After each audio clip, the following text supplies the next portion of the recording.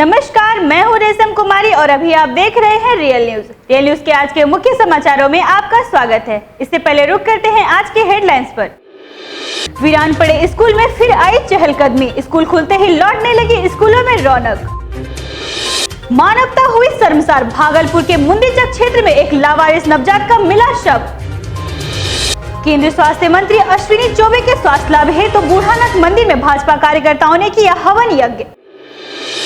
सड़क दुर्घटना में बाल बाल बची विधायक, पटना जाने के क्रम में कल्याणपुर के समीप ट्रक ने मारी ठोकर। कोरोना वैक्सीन को लेकर कांग्रेस विधायक ने जताई आपत्ति, कहा नरेंद्र मोदी और अमित शाह को टीका लगवाएं, फिर होगी जनता को विश्वास। गुस्से में बेकाबू भैंसुर ने अपने ही भाई की पत्नी की मारकर कर दी हत्या।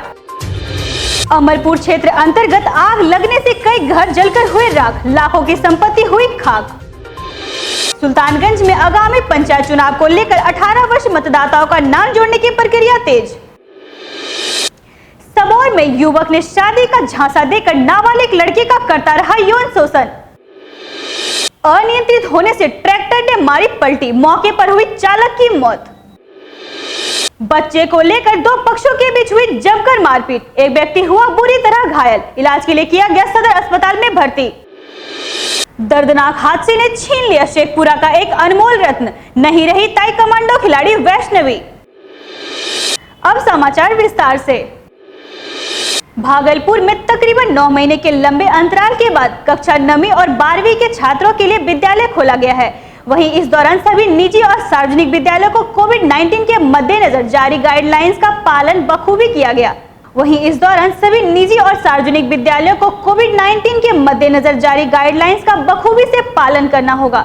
इसी कड़ी में जिले के निजी विद्यालयों की अगर बात करें तो गाइडलाइंस का काफी हद तक पालन करते हुए देखा गया, जबकि सरकारी विद्यालयों में अभी व्यवस्था में लगे हुए हैं।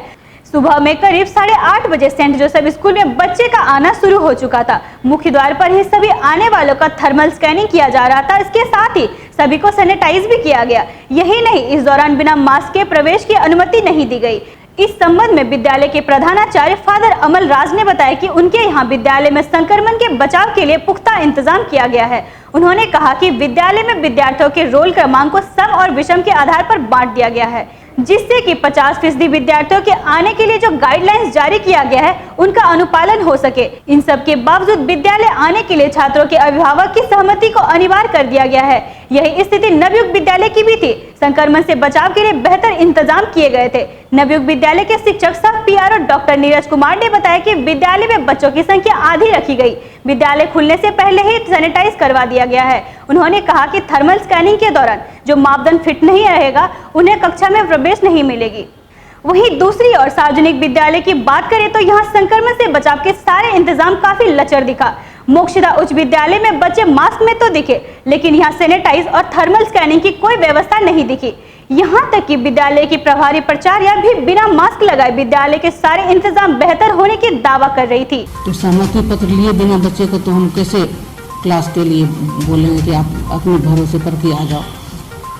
तो सहमति पत्र आज ले रहे हैं, बच्चे के बीच मास्क का वितरण किया जाएगा और कल से हम लोग विधिवत क्लास को चलाएंगे। Careful, and then we are also following the guidelines of the government, that the social distancing and then sanitizing and then wearing mask, all these things we are following, and we are instructing also. And you can see in our school there are so many places we have put the instruction that to follow the social distancing, and then what are the guidelines the government has given, that we are following it, and we are Bhagalpur के तिलकामांझी क्षेत्र के मुंदीचक मोहल्ले में मानवता को शर्मसार कर देने वाली घटना उस समय देखने को मिली जब एक नवजात का शव मुंदीचक मैदान के समीप लावारिस स्थिति में फेंका हुआ पाया गया। सुबह जब लोगों ने नवजात का शव देखा तो इलाके में सनसनी फैल गई और लोग ऐसा करने वाले को कोसते नजर आए और लोग मां की ममता को शर्मसार कर देने वाली इस घटना से काफी आघात दिखे और वैसी मां और परिवार को लेकर तरह तरह की बातें करते दिखे। वहीं घटना की सूचना मिलते ही मौके पर पहुंची तिलकामांझी थाना पुलिस पूरे मामले की छानबीन में जुट गई है। क्या कहते हैं, इस तरह से कलंक है किसी भी माता के ऊपर की। क्या बच्चा हो? ये तो आदमी का ही बच्चा है, इसलिए इसको अगर नहीं पाल सकता था तो इसको अनाथ आश्रम में दान में दे देता, या कोई अगर ये जीवित रहता तो यहाँ पे यह बच्चा अभी रहता नहीं, इसका आगे का भविष्य और उजागर हो जाता। लेकिन कहना चाहिए माँ के ये फेंक लो, रक्षत नहीं बोलेगा, किचन बोलेगी, उसको क्या बोलेगी? एकदम खत्म आदमी है। कम से कम आदमी का अथी रहता तो देता ना, चलो भाई बच्चा है तो कम से कम अथी करना चाहिए, इस तरह से नहीं फेंकना चाहिए। मन था तो नहीं फिर रखना चाहिए, और क्या बहुत गलत बहुत गलत किया है। भागलपुर के प्रसिद्ध मंदिर परिसर में केंद्रीय स्वास्थ्य राज्य मंत्री अश्विनी चौबे के कोरोना पॉजिटिव होने के बाद उनके स्वास्थ्य लाभ को लेकर भागलपुर के भाजपा कार्यकर्ताओं के द्वारा हवन और पूजन का कार्यक्रम आयोजित किया गया। भाजपा के भागलपुर विधानसभा प्रभारी सोनू घोष के नेतृत्व में आयोजित पूजन कार्यक्रम में शामिल भाजपा कार्यकर्ता भी मौजूद थे। इस दौरान पूजन कार्यक्रम में शामिल भाजपा कार्यकर्ता जल्द से जल्द केंद्रीय मंत्री के स्वस्थ होने की कामना करते दिखे। इस कार्यक्रम के दौरान संजय कुमार, सुनिधि मिश्रा, संजय भट्ट, इंदु भूषण झा, मनीष दास, संगीता सिंह, सचिन, अभिषेक सहित कई भाजपा कार्यकर्ता मौजूद थे। केंद्रीय स्वास्थ्य राज्य मंत्री हम सबों के अभिभावक आदरणीय अश्विनी कुमार चौबे जी, जो विगत कुछ दिनों पूर्व कोरोना पॉजिटिव हो गए हैं, उनके स्वास्थ्य लाभ के लिए आज भागलपुर के कार्यकर्ताओं के द्वारा बाबा बुढ़ानाथ के प्रांगण में हवन का कार्यक्रम किया गया। बांका जिले के कटोरिया विधानसभा की भाजपा विधायक डॉक्टर निकी हेम्ब्रम बीती रात सड़क दुर्घटना में गंभीर रूप से घायल हो गई। वह रात को कटोरिया से पटना के लिए निकली थी, लेकिन बरियारपुर के समीप उसकी कार को एक ट्रक ने ठोकर मार दी, जिससे विधायक की वाहन बुरी तरह क्षतिग्रस्त हो गई। इस दुर्घटना में विधायक की एक हाथ और एक पैर टूट गई है। देर रात गंभीर अवस्था में उन्हें भागलपुर मायागंज अस्पताल लाया गया, जहाँ प्राथमिक उपचार के बाद उन्हें सुबह पटना रेफर कर दिया गया।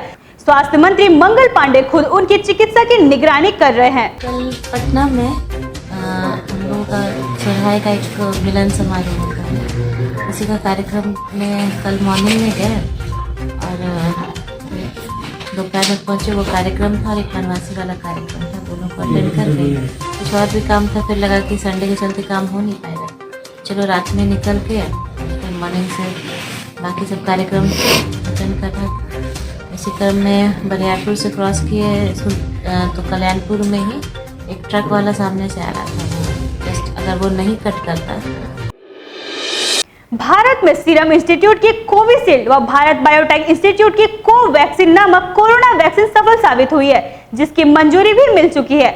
इसके बाद भाजपा नेता व कार्यकर्ता काफी उत्साहित है। वहीं इस पर कांग्रेस आपत्ति जाहिर कर रही है। दरअसल कांग्रेस विधानमंडल दल के नेता भागलपुर विधायक अजीत शर्मा ने कहा कि वैक्सीन मिलना गर्व की बात है, लेकिन आम आदमी में इसको लेकर संशय बरकरार है। इसके लिए पीएम मोदी व अमित शाह सबसे पहले वैक्सीन का टीका लगवाएं और जनता को विश्वास दिलाने का काम करें। वहीं उन्होंने कहा कि यह दोनों कंपनियां कांग्रेस के कार्यकाल में स्थापित हुई थी, लेकिन भाजपा अपने नाम पर थाली पिटवा रही है। यह कंपनी कांग्रेस की देन है, इसीलिए कांग्रेस को सभी लोग बधाई दें। नववर्ष की शुरुआत के साथ वैश्विक महामारी कोरोना का वैक्सीन आने की गर्व की बात है। भारत की दो कंपनियां द्वारा लाई गई दोनों वैक्सीन को लेकर आम आदमी के बीच कुछ संशय भी है। इसे दूर करने के लिए जैसे रूस एवं अमेरिका के राष्ट्रीय अध्यक्षों ने सबसे पहले टीका लेकर पूरे जनता को विश्वास में लिया है। मेरा भी मानना है कि यहाँ भी भारतीय जनता पार्टी के सर्वोच्च पद पर आदरणीय प्रधानमंत्री नरेंद्र मोदी जी और भारतीय जनता पार्टी के वरिष्ठ नेता सबसे पहला टीका लेके जनता को विश्वास में लेने का काम करें। पुलिस जिला नवगछिया अनुमंडल अंतर्गत परवत्ता थाना क्षेत्र के फरदपुर में बकरी को लेकर मामूली विवाद में एक भैंसुर ने अपने ही भाई की पत्नी को लाठी से प्रहार कर हत्या कर दी। मृतका दिलीप मंडल की पत्नी 30 वर्षीय अभिलाषा कुमारी है। जानकारी के अनुसार सर पर लाठी के प्रहार किए जाने के बाद वह गंभीर रूप से घायल हो गई थी, जिसके बाद अभिलाषा के भैंसुर ने ही उसे इलाज के लिए भागलपुर के निजी अस्पताल में भर्ती करवाया, जहां अभिलाषा की मौत हो गई।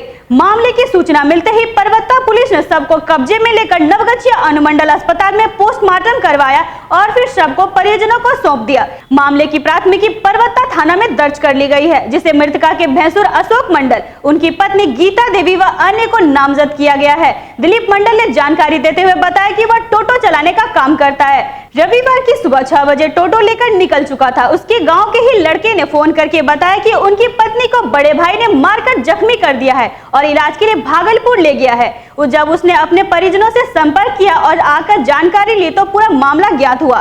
परवत्ता पुलिस मामले की छानबीन करने और अपराधियों की धरपकड़ करने में जुट गई है। यह घटना इलाके में चर्चा का विषय बना हुआ है। यह घटना के बाद अभिलाषा कुमारी के 3 छोटे छोटे बच्चे के सिर से मां का साया उठ गया। उसका बकरी मेरे पास आया था, मेरा बकरी उसके पास गया था, यही मार। तो कौन मारा? वही भाभी और भाई। अभिलाषा जी को कौन मारा? वही मारा, अशोक मंडल। बांका जिले के अमरपुर प्रखंड क्षेत्र अंतर्गत निदानचक गांव में कई घर जलकर राख हुए, जिसमें लाखों की संपत्ति जल गई। बताया गया कि निरंजन राणा एवं उमेश राणा के घर में आग लग गई, जिसमें मोटरसाइकिल, खटिया, खाने की सामग्री, धान एवं बिछावन आदि सामग्री जलकर समाप्त हो गई। उमेश राणा ने बताया कि हमारा एक ही घर था जो अब जलकर समाप्त हो गया।